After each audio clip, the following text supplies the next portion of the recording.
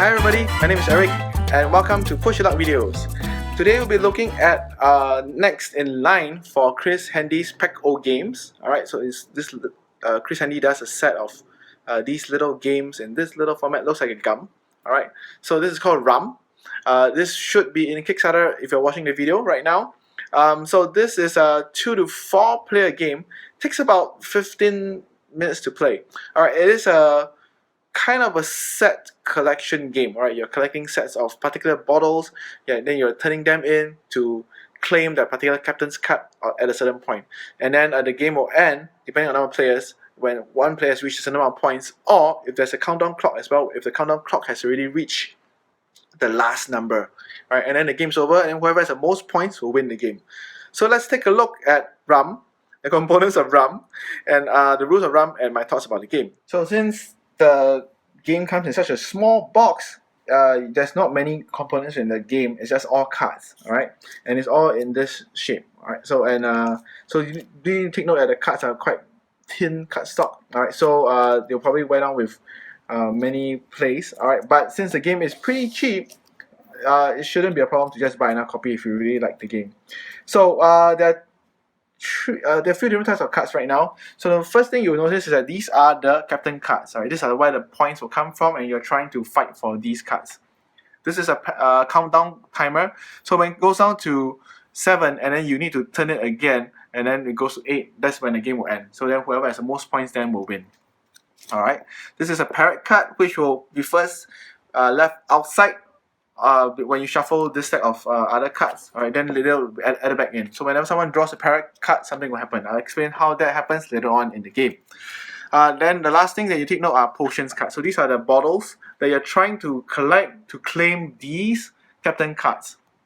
So there are like this number of different potions bottles there are in this deck.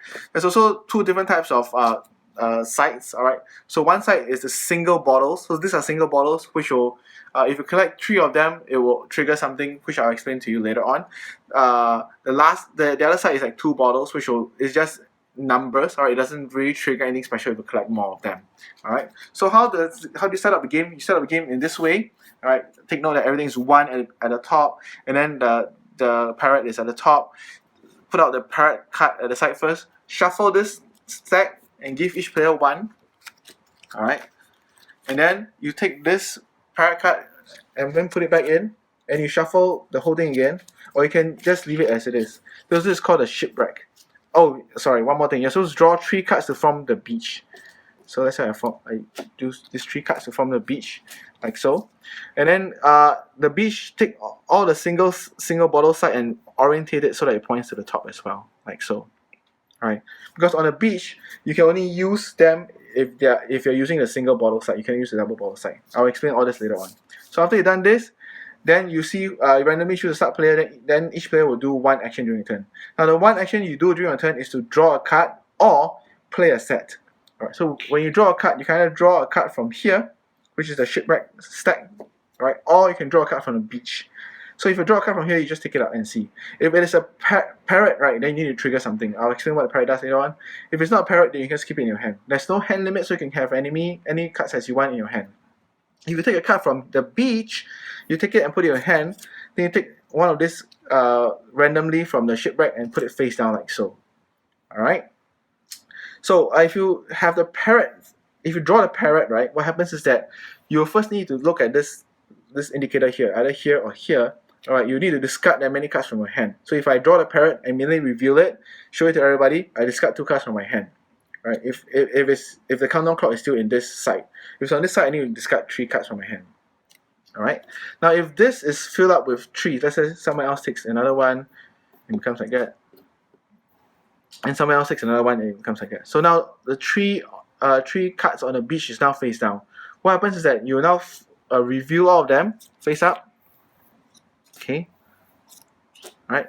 If there was a parrot revealed, everybody needs to discard 1 card from your hand.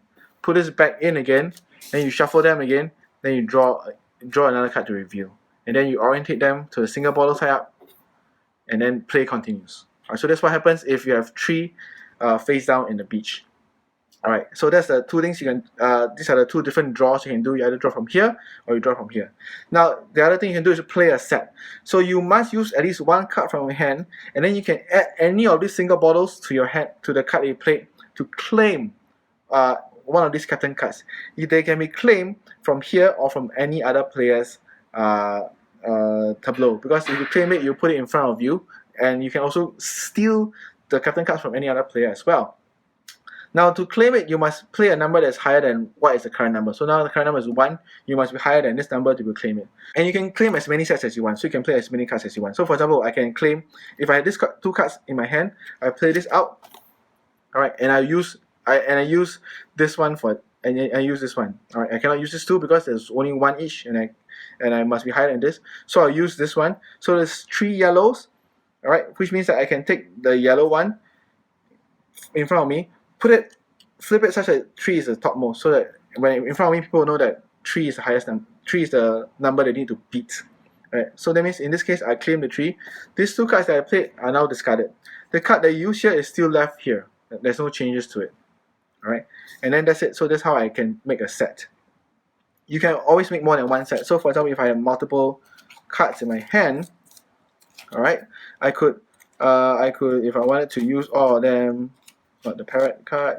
So let's say I had this set with me, alright, at the beginning. So if I play all this with me, I'll have 2 of this orange, which is the fire. So I take the 2, put this in front of me like so. I have 2 purples, so I take the purple one and put like that as well. Then I have 2 hearts, so I can take the heart like that. I have 3 yellows, so I take 3 yellows and put it like that. Alright, and that's it. So I only have 1 green, I only have 1 blue, and I do not have a pink. So that's it. Yeah. So depending on which one you're using, and that's it. So that's all I get in this particular round. And put all these cards back here, and the next player gets to go his turn. Now, when you steal a card, alright, that's where you can just need to play higher. So you can, let's say now you can know that I have 3, 2, 2, 2. So these are very easy to be stolen by other players. But it also means that right now I have 2 plus 2 plus 2 plus 3. So I have 9 points already. So in a 4-player game, whoever reaches 15 points first will win the game. Then 2 players is 21 points and 18 points. So this helps me to get points and also closer to winning the game. But it also means that right now I'm very fragile. It's very easy for other players to steal.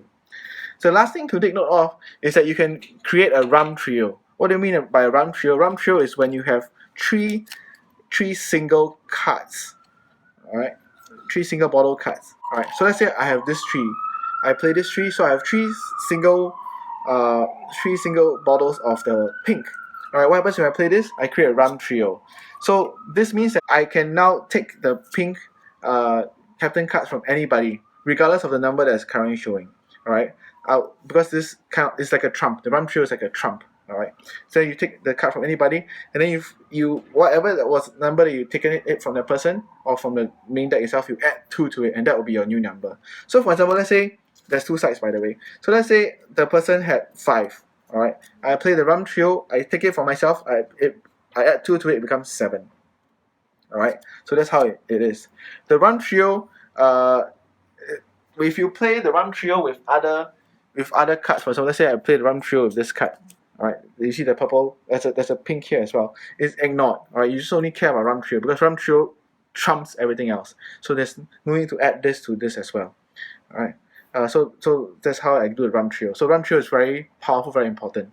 And that's it. That's all there is to the game. Oh, yeah, whenever you draw a parrot card, alright, this will turn by 1, then turn by 1, and turn by 1, and goes to the other side, and so on and so forth. Alright, so that's how the parrot card will also start to turn, and it will count down the game. And that's why the game is short and sweet.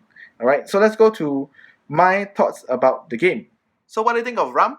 I think it's quite a fun game. It's, for what it is, it's a small box, light game, very few components. It is a fun game. I like the fact that there's enough strategy in the game, alright, to make it a very interesting, challenging and interactive game with your other opponents. One other thing I did not mention yet is that you could cause another player to lose in their entire hand. So if the shipwreck deck is empty.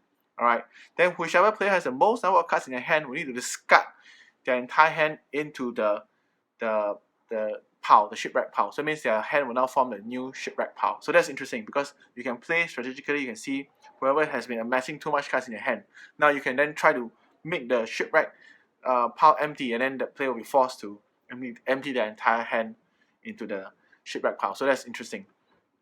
Stealing from each other is interesting. You're trying to create the best sets you can. You will see that on the beach, oh no, some players may be using these things that may steal your own captain's card. So you may want to take the card so that other players will not be able to use it to challenge your captain's card and steal it from you. Knowing when to switch from collecting cards to getting the captain cards and then securing them is very important as well. And yeah, so it's very fun. It could also be even a drinking game because, well, I mean, it's RUM and it's pirates, and the theme of the game suggests that. So it could be an interesting drinking game. Whenever someone draws the parrot, that person must drink. So that will be kind of interesting to add to the whole thematic element of the game. So RUM, I would recommend RUM. It's interesting. It's light enough for its package and for its value. So it's very bang for buck for me. Alright. So this is RUM from Chris Handy's pack of games, going to be released in 2016, releasing soon. I would say, if you're watching a Kickstarter video. So thanks to Chris Handy for this review copy, and thank you for watching.